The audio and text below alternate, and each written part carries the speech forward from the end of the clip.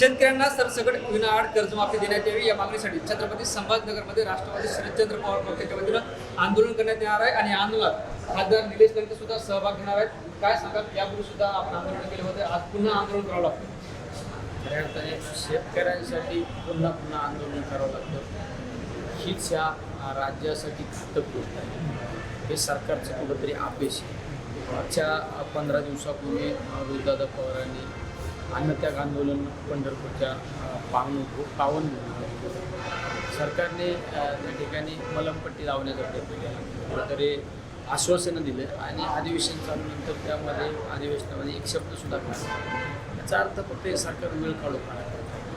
तुम्ही पाहिलं असेल, शेतकऱ्यांना जर त्यांच्या न्याय हक्कासाठी जर रस्त्यावर उतरायची वेळ येत असेल तर हे सरकारचं अपयश आहे. यापूर्वी झालेल्या आंदोलनात सुद्धा जोरदार टीका करण्यात आली होती. ही केवळ स्टंटबाजी आहे. तुम्ही सत्तेत होते तेव्हा काय केलं असं जे सरकारने तुम्हाला प्रश्न विचारला. स्टंटबाजी जर तुम्हाला वाटत असेल तर द्या ना, शेतकऱ्यांची कर्जमाफी द्या.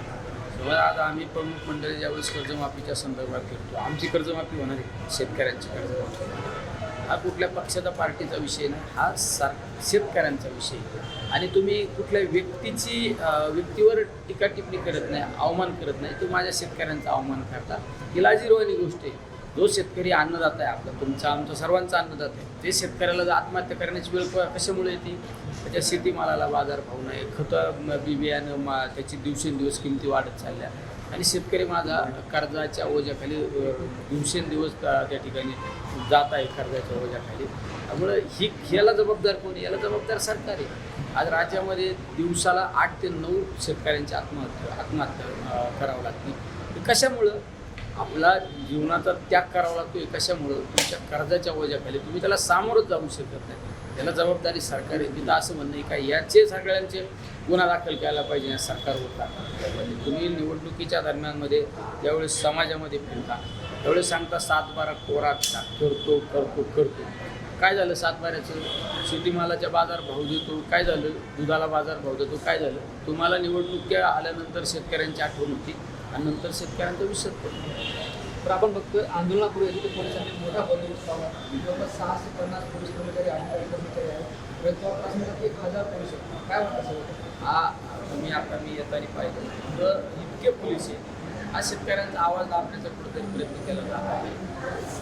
शेतकरी हा शांततेच्या मार्गाने आंदोलन करण्यासाठी येणार आहे. सरकारला, ह्या जाड कातड्याच्या सरकारला कुठेतरी आपला आवाज पोचला पाहिजे, आपली कर्जमाफी झाली पाहिजे, आपल्या मागण्या मान्य झाल्या पाहिजे. यासाठी सरकार शेतकरी रस्त्यावर येत आहे. शेतकरी हा काय गुन्हेगार आहे का? आणि त्यासाठी जर एवढा पोलीस फाटा वापरायची वेळ येत असेल तर याचा अर्थ तुम्हाला हे आंदोलन दडपण्याचा प्रयत्न केला जात आहे. शेतकऱ्यांचा आवाज तुम्ही कधीही दाबू शकत नाही. ही एक ठिणगी आहे, त्याचा वनवा पेटल्याशिवाय राहणार नाही. संभाजीनगरमधून सरकारला काय इशारा असतो?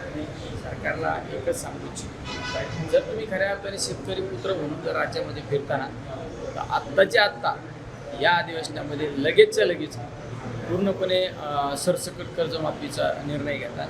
आमच्या शेतकऱ्यांच्या इतर काही मागण्या आहेत त्या मान्य करतात.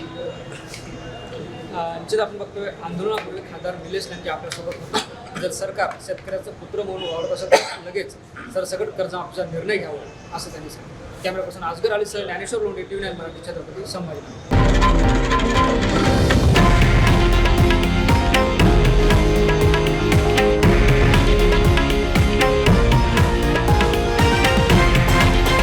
हे आहे देशातील नंबर 1 न्यूज नेटवर्क आणि आपण पाहत आहात TV9 मराठी, एकमेव.